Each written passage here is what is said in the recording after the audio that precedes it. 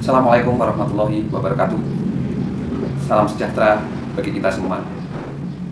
Perkenalkan, nama saya Supriyanto, Kepala SDN Tulungrejo 3, Kota Wisata Batu. Sekolah saya berada di paling ujung Kota Batu, berbatasan dengan Kabupaten Mojokerto. Kondisi geografis yang berada di dataran tinggi dan jauh dari perkotaan sehingga menyulitkan sekolah untuk mengakses informasi yang berada di Dinas Pendidikan. Untuk itu, saya selaku kepala sekolah menghimbau kepada Bapak Ibu guru saya untuk selalu mengakses informasi melalui kegiatan-kegiatan seperti pelatihan, BIMTEK, workshop secara mandiri guna mengupdate informasi terkait dengan dunia pendidikan. Salah satu kegiatan yang saya lakukan yaitu mengikuti BIMTEK, Guru Belajar Asesmen Kompetensi Minimum, yang diselenggarakan oleh Kementerian Pendidikan Nasional lewat portal SIM PKB Angkatan ke-11. Sebagai konsekuensi dan tanggung jawab saya terkait hasil BIMTEK tersebut, saya berupaya untuk mengimbaskan dan mensosialisasikan kepada Bapak Ibu guru saya. Yuk, kita simak video pengimbasan yang saya lakukan di sekolah kami.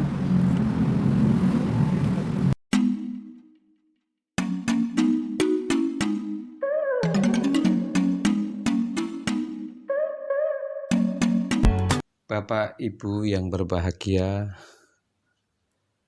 sejak digulirkan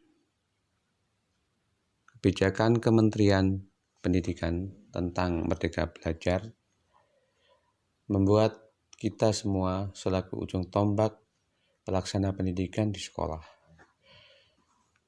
harus dapat memahami dan merealisasikan program tersebut. Salah satu kebijakan tersebut diantaranya adalah asesmen nasional.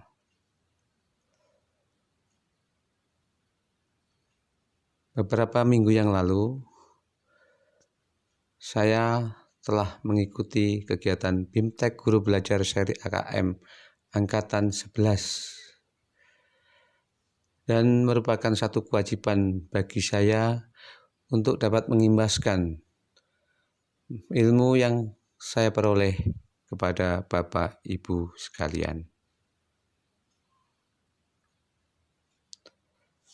Apakah asesmen nasional itu? Mari kita pahami bersama konsep asesmen nasional tersebut. Asesmen nasional adalah program penilaian terhadap mutu setiap sekolah, madrasah, dan program kesetaraan pada jenjang dasar dan menengah. Mutu satuan pendidikan dinilai berdasarkan hasil belajar yang mendasar berupa literasi numerasi, karakter, serta kualitas proses belajar mengajar dan iklim satuan pendidikan yang mendukung pembelajaran.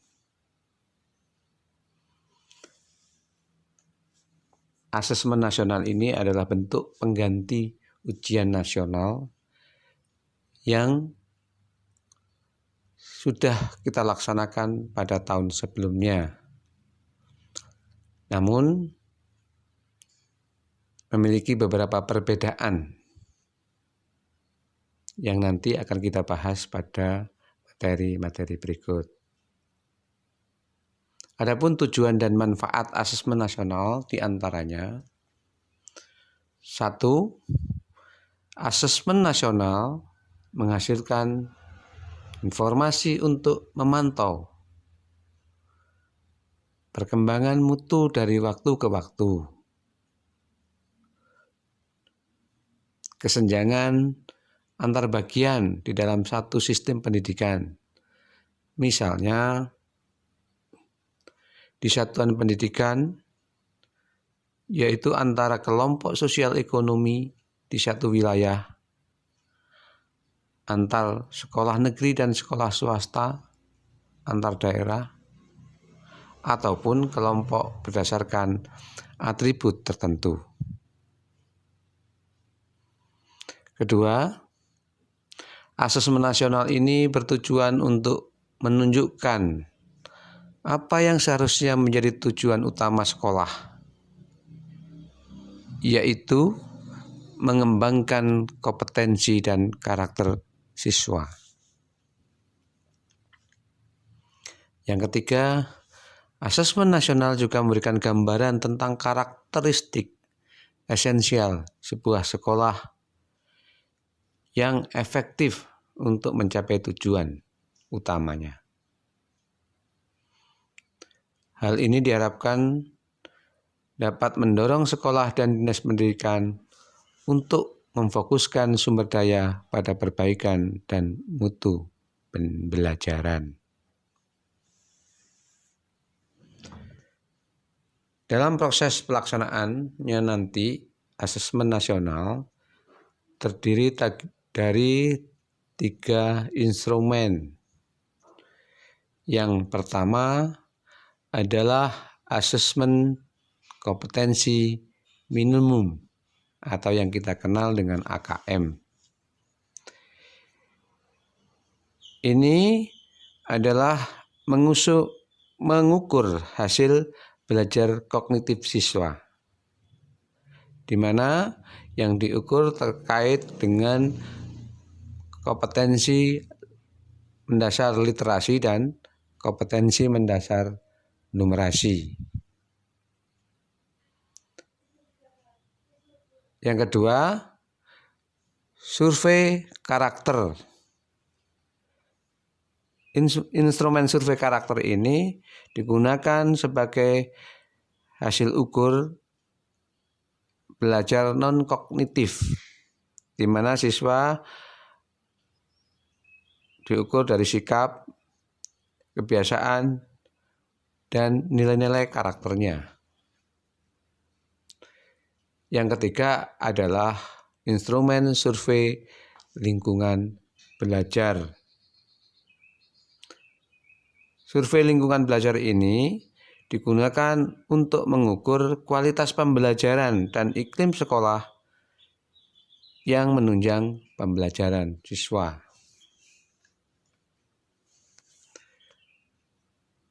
Lalu, siapa saja yang akan mengikuti kegiatan AKM? Di mana semua pesertanya adalah seluruh satuan pendidikan di bawah naungan Kementerian Pendidikan, baik itu sekolah swasta maupun sekolah negeri. Dan yang kedua, tidak semua siswa dapat mengikuti tes AKM ini. Kementerian hanya memilih sampel secara acak. Untuk sekolah dasar maksimal 30 siswa di setiap satuan pendidikan dengan cadangan 5, sedangkan untuk SMP dan SMA maksimal 45 dengan cadangan 5. Jadwal pelaksanaannya yang akan dilaksanakan pada tahun ini, itu anak-anak akan mengerjakan selama 2 hari dengan instrumen 4 kegiatan. Untuk tingkat SD, yaitu tes literasi dengan durasi waktu 75 menit. Yang kedua adalah survei karakter dengan durasi waktu 20 menit. Itu pada hari pertama dilaksanakan. Sedangkan pada hari kedua untuk tingkat SD, tes numerasi dengan waktu 75 menit.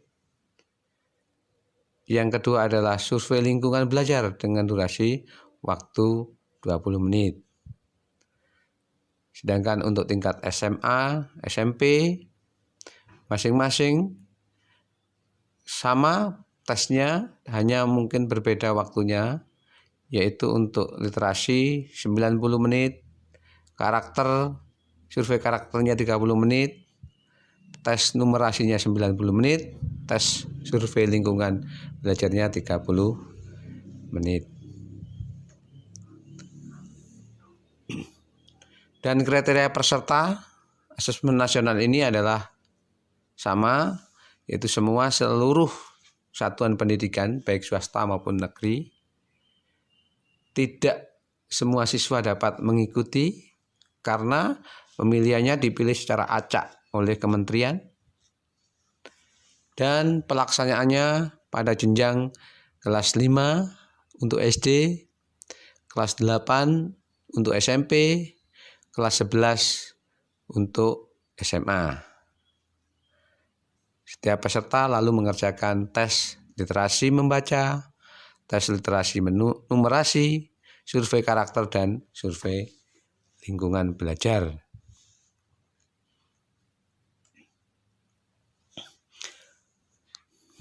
Terkait dengan kompetensi bentuk pelaksanaan soal, di dalam kegiatan AKM ini ada 5 model soal yang akan diberikan, yaitu pilihan ganda, isian singkat, pilihan ganda kompleks, menjodohkan, dan uraian.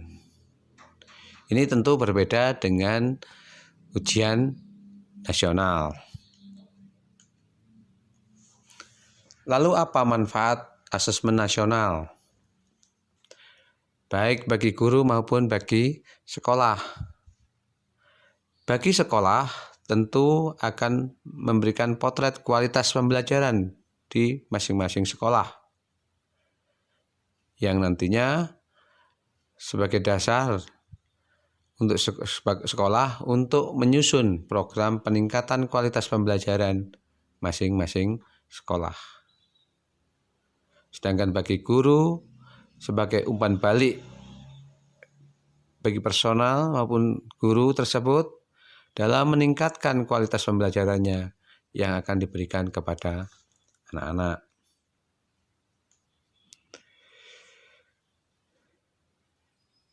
Baik, mari kita bandingkan asesmen nasional dengan kegiatan ujian nasional yang sudah sering kita laksanakan. Sebagai pembanding kriterianya adalah tujuan pembelajaran 1. Dalam pelaksanaannya, tujuan pelaksanaannya untuk ujian nasional yaitu untuk mengevaluasi capaian hasil belajar murid secara individu. Namun, untuk asesmen nasional itu adalah mengevaluasi mutu terkait dalam sistem satuan pendidikan. Yang kedua, untuk jenjang penilaiannya, untuk asesmen nasional semua jenjang, mulai dari SD sampai dengan pendidikan dasar menengah.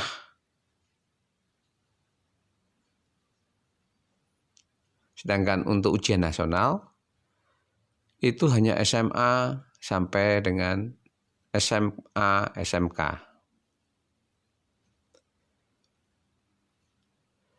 Level siswanya untuk asesmen nasional yaitu pada level kelas 5 untuk tingkat SD, kelas 8 untuk tingkat SMP, dan kelas 11 untuk tingkat SMA. Tetapi untuk ujian nasional jenjangnya adalah jenjang terakhir di tiap jenjang sekolah. SD kelas 6, SMP kelas 3, dan SMA juga kelas 3. Subjek siswa yang digunakan untuk asesmen nasional menggunakan model survei. Artinya tidak semua siswa melaksanakan kegiatan asesmen nasional, namun siswa dipilih secara acak untuk mengikuti kegiatan asesmen nasional. Tetapi untuk ujian nasional modelnya menggunakan sistem sensus, artinya semua siswa kelas jenjang akhir harus mengikuti ujian nasional. Dilihat dari model soal seperti yang saya jelaskan tadi, untuk asesmen nasional modelnya bervariasi, ada pilihan ganda kompleks, menjodohkan, isian, singkat, dan uraian. Namun untuk ujian nasional hanya pilihan ganda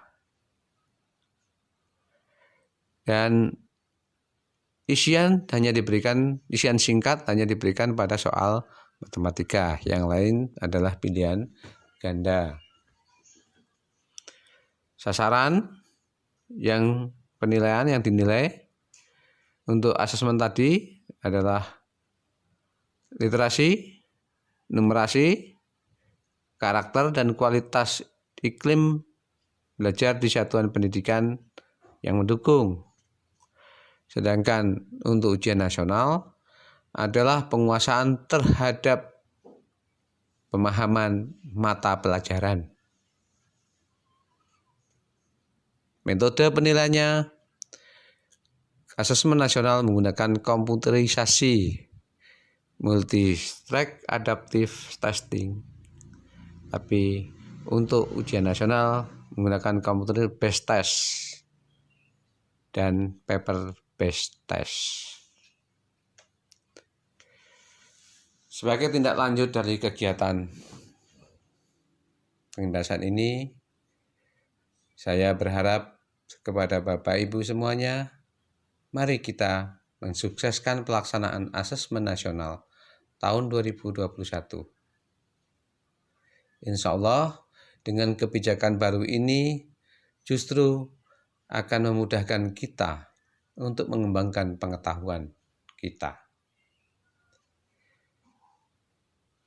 Tidak lagi hanya berfokus pada mata pelajaran yang akan diujikan di akhir nanti, melainkan kita harus bisa melakukan eksplorasi dan inovasi yang lebih luas untuk bisa mencapai hasil yang diharapkan dalam asesmen nasional.